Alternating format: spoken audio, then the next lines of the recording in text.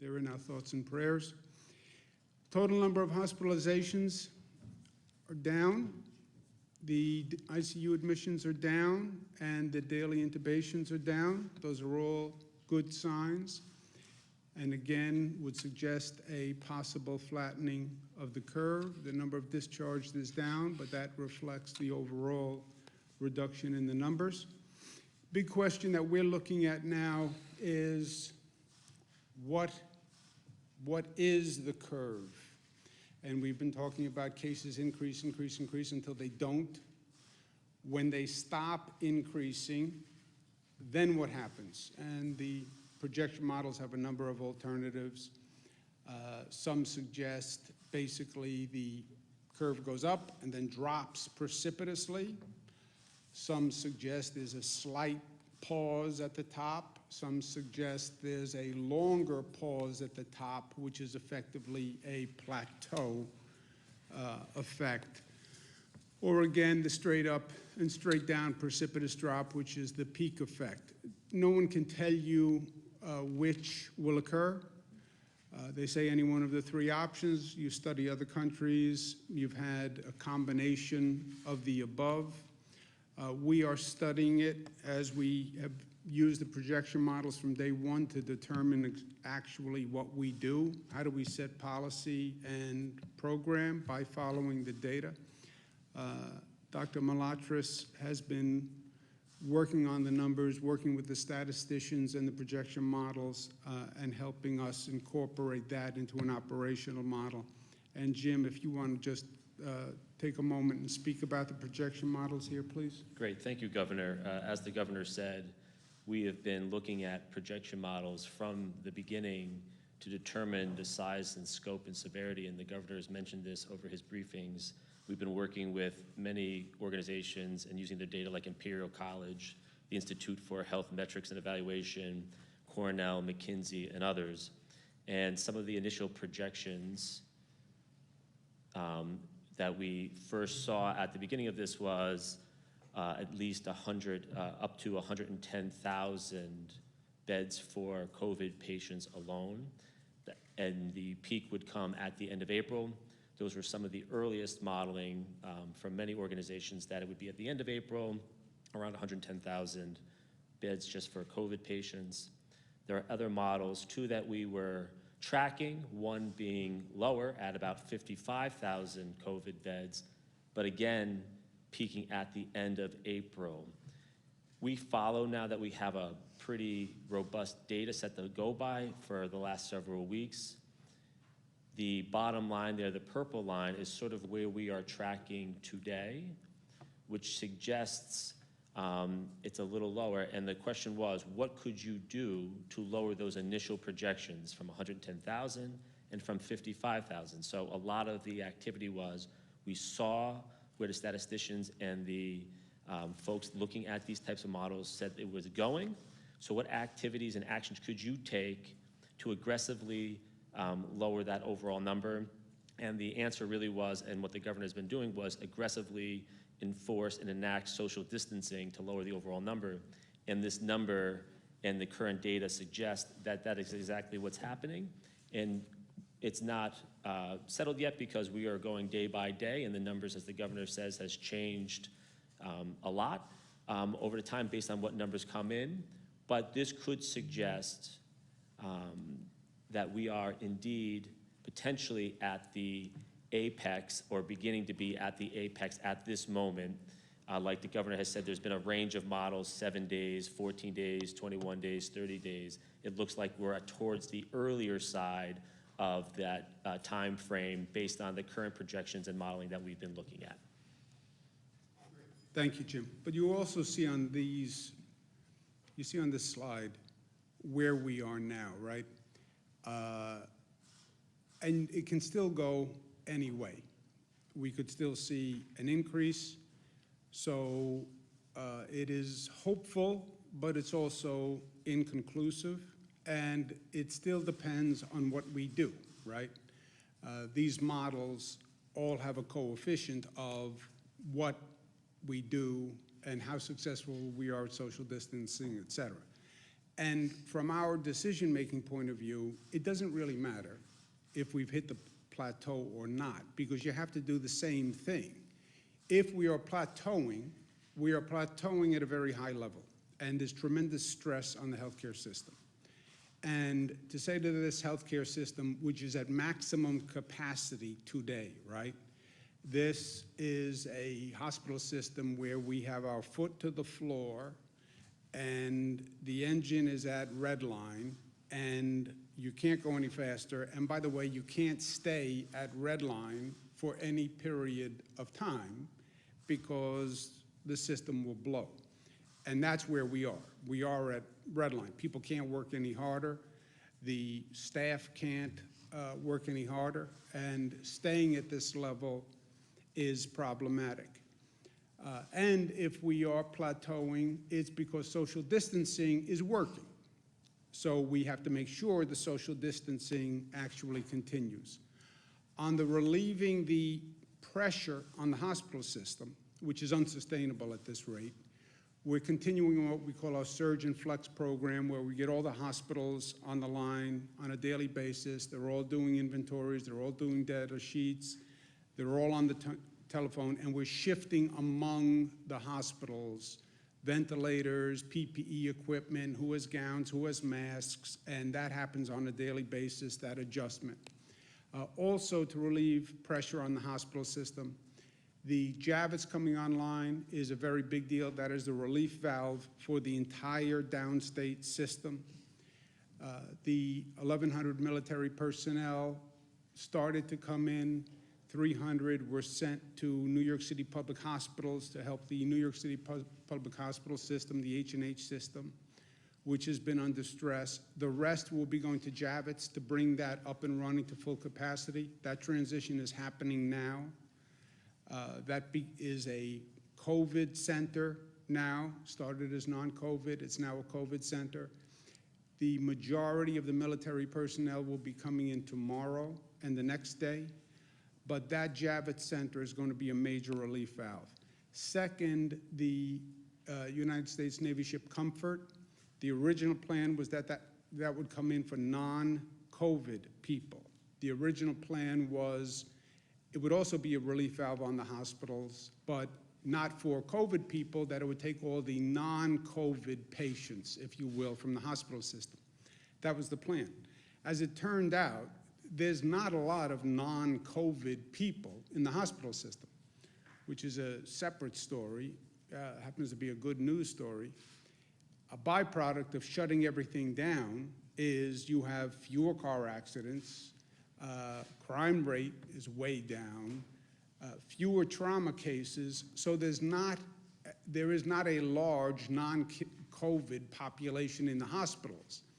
I'm going to call the president this afternoon and ask him to shift the Comfort from non-COVID to COVID. Then we would have Javits and the ship Comfort as a relief valve. That's 2,500 beds and 1,000 beds. That's 3,500 beds, which could serve as a relief valve for the whole downstate hospital system. That is the only way we sustain this level of intensity in the hospital system. And I understand what the original plan was with the Comfort, but I understand that there is no preordained strategy here. You have to feel it out day to day, and you have to adjust with the facts. And we don't need the Comfort for non-COVID cases.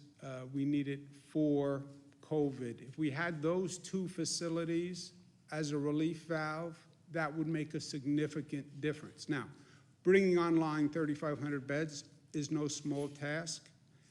Northwell Health is going to help us manage those, but they're going to be staffed by military personnel. Only the military could bring in that many people that quickly with that logistical operation. And I want to thank DOD very much for their cooperation because God bless the U.S. military.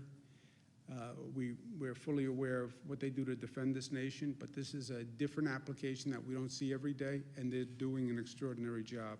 So I'll call the president. He has been helpful to New York in the past, and he's moved very quickly in the past. I'm going to ask him if he can make this adjustment for us because it would be truly beneficial. We would feel much better knowing that we can sustain this pace if we could start to offload patients to these two facilities. In any event, plateau, not plateau, we still have to extend New York pause, because if that curve is turning, it's turning because the rate of infection is going down. One of the reasons the rate of infection is going down is because social distancing is working. We have to continue the social distancing. Schools and non-essential businesses will stay closed until April 29th. I know that's a negative for many, many reasons. I know what it does to the economy. But as I said from day one, I'm not going to choose between public health and economic activity, because in either event, public health still demands that we stay on pause with businesses closed and schools closed. Whether we've hit the apex or whether we haven't hit the apex, you'd have to do the same thing. There's also a real danger in getting overconfident too quickly. This is an enemy that we have underestimated from day one, and we have paid the price dearly. Well, the numbers look like they may be turning. Yay, it's over. No, it's not. And other places have made that mistake. Hong Kong has made that mistake. South Korea has made that mistake. And we're not going to make that mistake. The weather is turning. People have been locked up. We've been talking about cabin fever. Now it's a nice day. I'm going to get out. I'm going to go take a walk. Now is not the time to do that. And frankly, there has been a laxness on social distancing, especially over this past weekend, that is just wholly unacceptable. Look, people are dying. People in the healthcare system are exposing themselves every day to tremendous risk walking into those emergency rooms. And then they have to go home to their family and wonder if they caught the virus and they're bringing it home to their family. If I can't convince you to show discipline for yourself, then show discipline for other people. If you get infected, you infect someone else, you go to an emergency room, you put a burden on all sorts of other people who you don't know and who, frankly, you don't have the right to burden with your irresponsibility. And people, especially in New York City, the level of activity is up. Partially the weather made it a nice day. I understand people have been locked up for a long time, but now is not the time to be lax. And it is a mistake. We all have a responsibility. We all have a role in this. We said that from day one. And we have to respect the role that we play. Because the role that we play is a societal obligation. That's how I see it. I want local governments to enforce the social distancing rules. The local governments are charged with enforcement. I want them to enforce them. And I want to be, frankly, more aggressive on the enforcement, because all the anecdotal evidence is people are violating it at a higher rate than before. So we're going to increase the potential maximum fine from $500 to $1,000. But it's not really about the fine. Nobody wants the money. We want the compliance. We are serious. And again, if it's not about your life, you don't have the right to risk someone else's life. And you don't have the right, frankly, to take a healthcare staff and people who are literally putting their lives on the line and be cavalier or reckless with them. You just don't have the right. And we want to thank all of the people who are getting us through this every day under very tough circumstances. And we see the illness rate among these essential workers, and we know the sacrifice they're making, and we should respect it. It's that simple. You have the first responders who are out there, your police officers who are out there, the transit workers who have to drive a bus and the train every day, the healthcare workers who are just doing extraordinary work. So let's respect them and let's help them. We're also going to set up a fund run by the Department of Health to assist the healthcare workers with expenses, costs, child care, et cetera.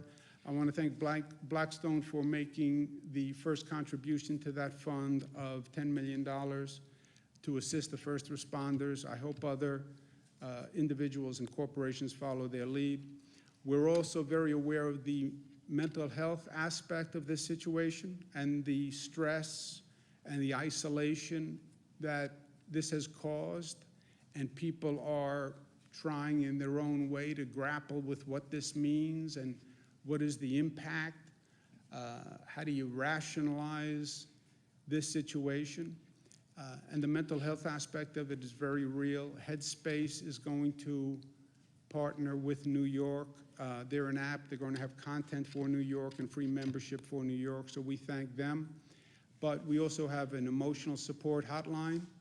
We have thousands of mental health professionals who have signed up to volunteer to provide mental health services, so we want people to make sure they know about that and it's available. I talk about perspective a lot, maybe frankly because partially I'm speaking to myself, and I had a good conversation with my daughters last night, Cara and Michaela, who are often wiser than I am and wiser than their years. It's very hard to see the number of deaths we're having. It's frightening and it's disturbing, that amount of loss. I'm the governor of New York. I see my job as preventing that kind of disturbance and negativity and loss for the people of the state. Perspective, you know, we like to think that we can control everything. We can't. We like to think that we can fix everything and fix all the problems for people. We can't. The undeniable truth here is that this virus is a deadly enemy, and we will lose, and we are losing people who are vulnerable to the virus. That can't be controlled. That can't be fixed. Why? That's Mother Nature. That's a question that God can only answer. But control what you can. Do what you can. The challenge is to make sure that we don't lose anyone who could have been saved if our healthcare system was operating fully. Don't lose anyone who you could save. That is a legitimate, ambitious goal of government. And that we have done so far. That we have done so far. Have we saved everyone? No.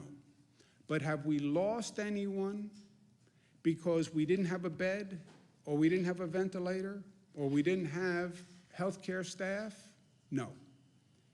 The people we lost are the people we couldn't save. Not for lack of trying and not for lack of doing everything that we could do as a society, not only as a government and as a healthcare system. So to the extent we can find peace in that, it helps me. And we are still New York tough, and New York tough means tough, but tough in a New York sense also means compassionate. It means that we are unified. It means that we are loving, because if you're really tough, the really tough guys, they're tough enough to show love, and because we're smart. And that's how we're going to get through this. Questions? Drug trial of hydroxychloroquine and chlorine going? We have we've allowed usage of the hydroxychloroquine with the zithromycin pack in hospitals at their discretion. The federal government is going to increase the supply to New York pharmacies.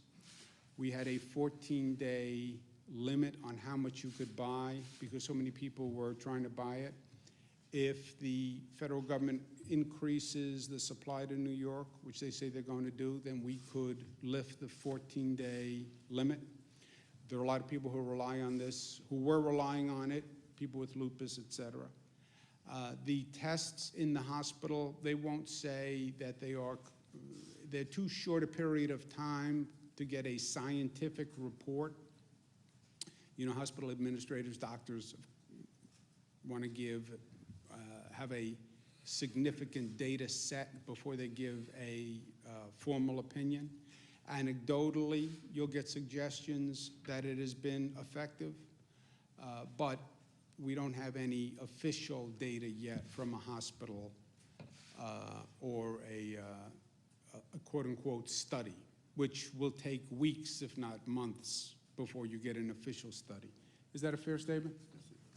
So promising but not conclusive, it sounds like, On which? on that type of treatment in hospitals. Yeah, there has been anecdotal evidence that it is promising. That's why we're going ahead.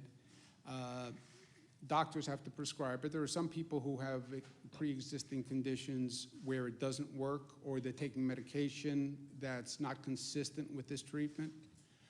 But anecdotally, it's been positive.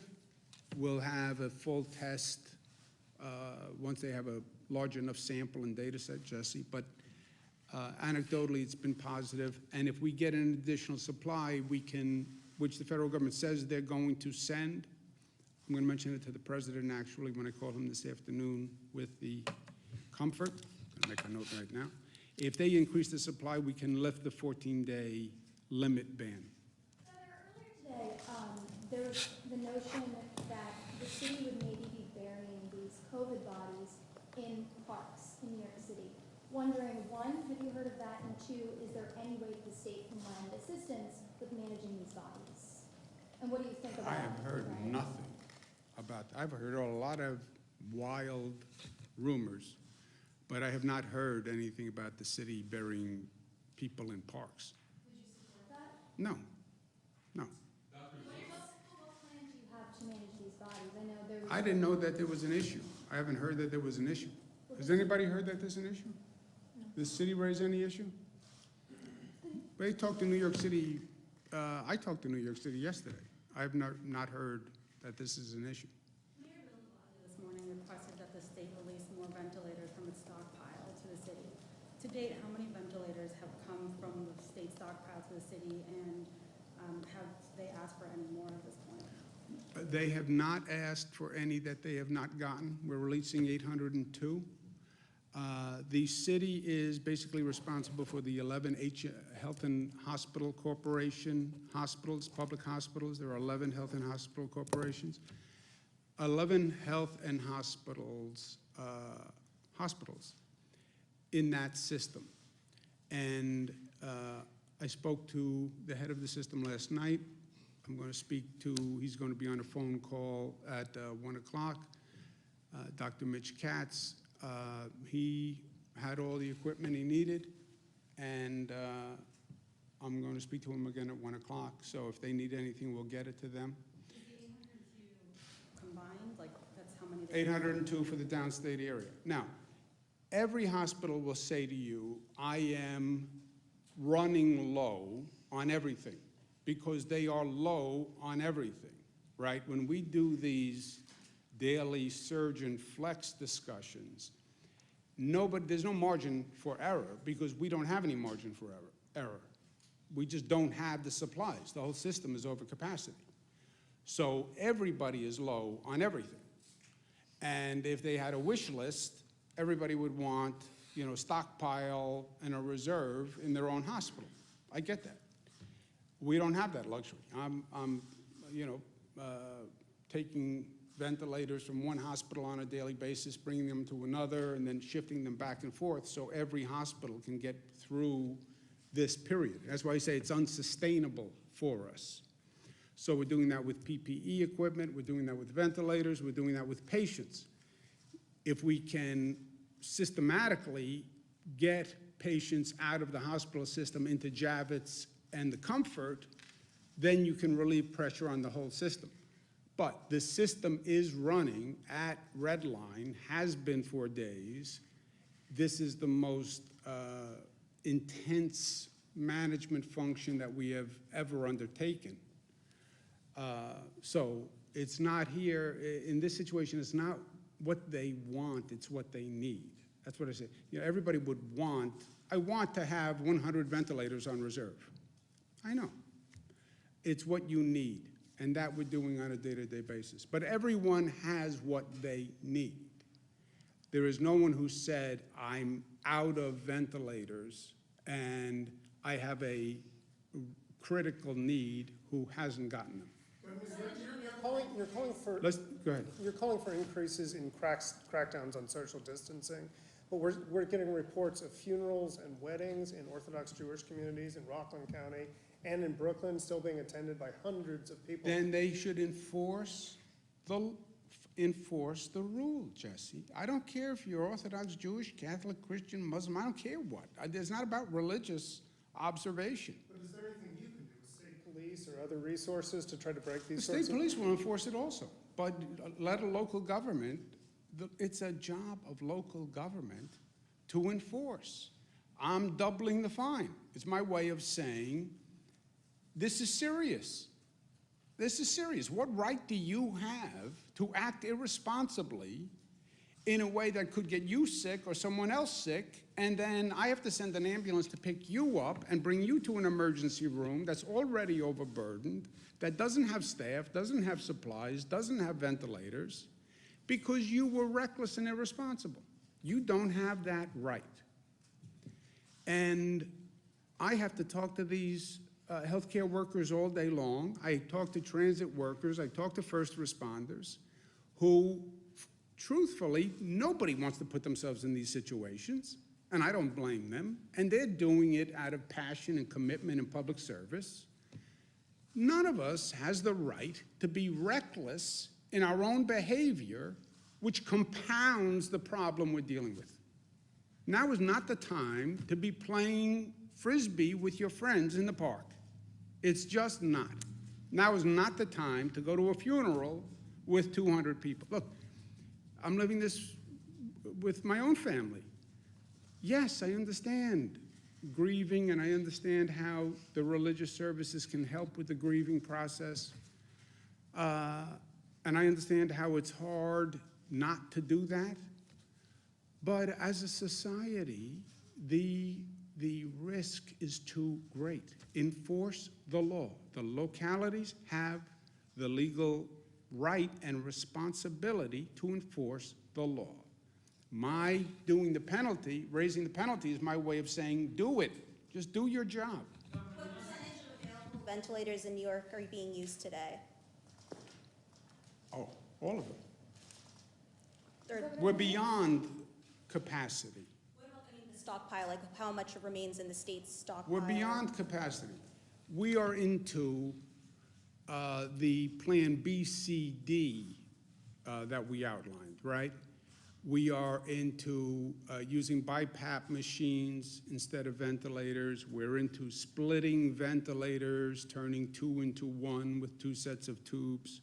We are into all backup plans that we had. So how many ventilators are still in the state stockpile, though, at this point? The stockpile, I don't know. I can get you the number, but we are over capacity for the number of ventilators in the whole system. We're using BiPAP machines, we're using splitting, et cetera. I guess that begs the question, though, why not, if there are still ventilators in the state stockpile, why don't you send them to New York, to the city? No, we don't have anyone who says they need them now who doesn't have them. But you just said they're over capacity. Well, they're using the Plan B, C, D. We can't give everybody a ventilator for every situation. We have 9,000 BiPAP machines, for example. we're using the BiPAP machines, we're using the other machines. But we don't have anyone who says, the 802 that we're sending today represents the number that people say they need now. Let me say that. Elections, 10 people have gotten sick and 3 people have passed away. Do you think they should continue working, processing petitions or challenging petitions? We extended the deadline, the voting and filing deadline. So I don't know what else legally that we could do than extend the deadline. You'd have to cancel elections, period, for the year, and I don't think we're in that position. We've extended the use of absentee ballots. Governor, are portions of nursing homes being set aside to treat COVID patients? Are portions of nursing homes being set aside to treat COVID patients? We're working with the nursing homes and trying to cohort patients within the nursing homes. Remember, this is something which we've identified in multiple nursing homes across the state. So does that mean you'll be moving COVID patients to facilities that are otherwise COVID-free? No, within those nursing homes, we're working to make sure that we minimize the spread of the COVID disease within that place, that facility. And Governor, regarding unemployment, I'm sorry. In other words, what Dr. Zucker is saying is, when you have a COVID patient who has been in that facility, they're trying to isolate the COVID patients on one side of the facility. We're not using a nursing home to treat COVID people. We're not bringing a COVID person into a nursing home. Regarding unemployment, is there any break in that log jam? And we're hearing that people who are on the hook to pay child support or spousal support who are out of work are having difficulty coming up with the money. Can the state help them out in any way? The Labor Department website, the unemployment website, do you know anything about that? Yeah, so we've now partnered with Google. We're going to be releasing a new interface by the middle of this week. They've moved from 5-day-a-week hotline to 6-day-a-week headline. They're now 7-day-a-week headline. They've expanded the hours. We've gone from 4 servers to 50 servers. They're trying to do the queue by last name so that if you're between A and D, you call on Monday, and separating them out to try to manage some of the volume. But just so everyone understands, at the peak of the 2008 crisis, in the single largest day of claims was 13,000 in one day. We had 6 times that 2 days ago. So this volume is something that we've never experienced before, and it's frustrating and it's horrible and it's unacceptable, but we just ask that people remain patient, and we are working at it. We just put 300 more people in addition to the 700 people that were manning the call system. So we are trying to do everything we can to attack this issue. And most importantly, you will get your benefits going back to the date of your actual unemployment, even if there's a lag in being able to get signed up for the benefits. Governor, the Board of Regents this morning announced they were canceling the regents that were going to be held in June. Do you agree with that decision, or are they planning? I haven't even looked at their decision on the regents. Governor, It sounds right, but I haven't even looked at it. The de Blasio administration canceled the pilot program to open streets for New Yorkers in order to encourage social distancing, et cetera. But they announced they were shutting that down because there weren't enough New Yorkers to justify that. What do you think about that? Was that a failure of that attempt? And also, you just increased penalties, so what's going on here?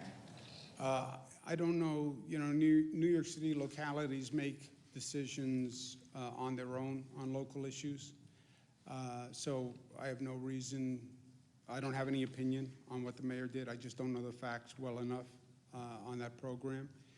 The social distancing, we have, again, hopeful news in the data that it could be slowing, plateauing, turning, but it's also dependent upon what we do and how we handle ourselves.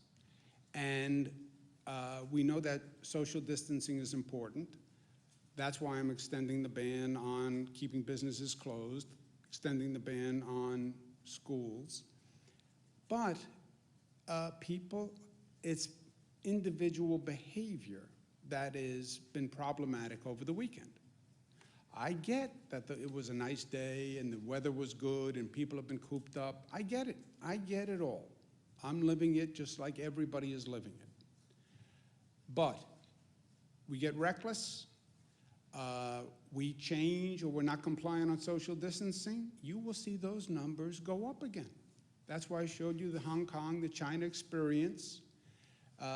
They let their foot off the gas too quickly. And we have been behind on this virus from day one. And this virus has kicked our rear end. And we underestimate this virus at our own peril. We learned that lesson. Now is not the time to slack off on what we're doing. One more question? To downstate. We are moving ventilators now among the system.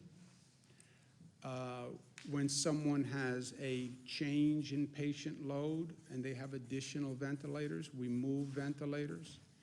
But we have moved thousands and thousands of ventilators throughout the system. We've acquired thousands and thousands of ventilators.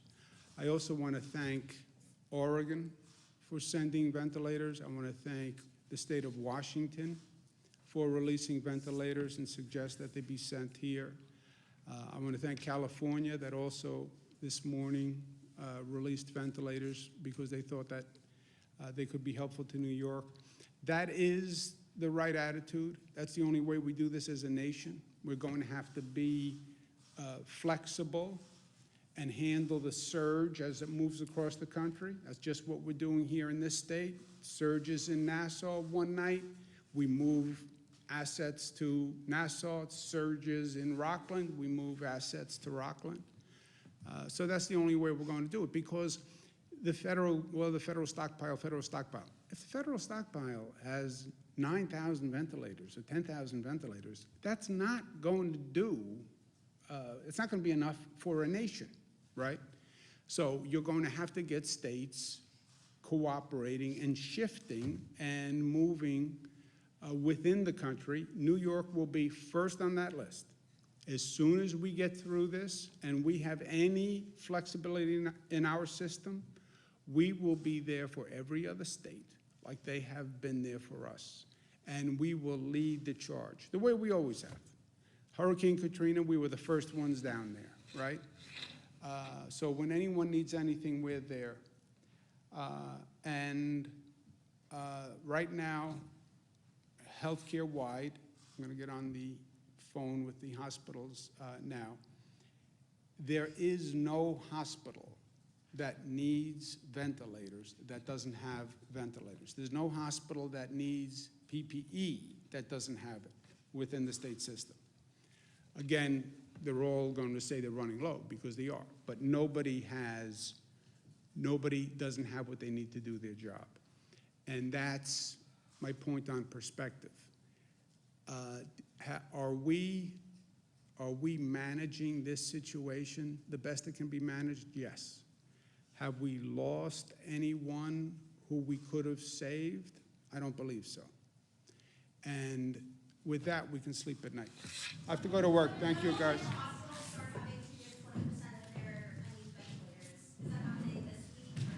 We don't need any additional ventilators right now. And we have, California has released ventilators. State of Washington has released ventilators. We got 1,000 ventilators from China. So right now, we're okay. Plan. I will just have to confirm it as a spot for temporary burials. I'll see you tomorrow.